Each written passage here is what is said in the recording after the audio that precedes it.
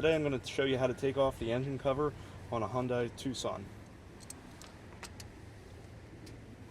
So there's 4 bolts here. They're 10 millimeter. Take these off now.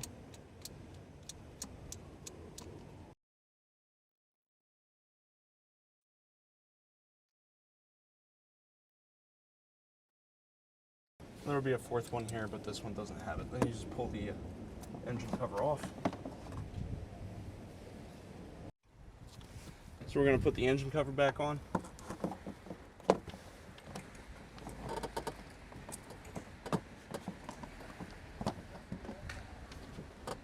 Find it easiest if you line up the 2 holes in the front first. The ones in the front are a little bit shorter than the ones in the back.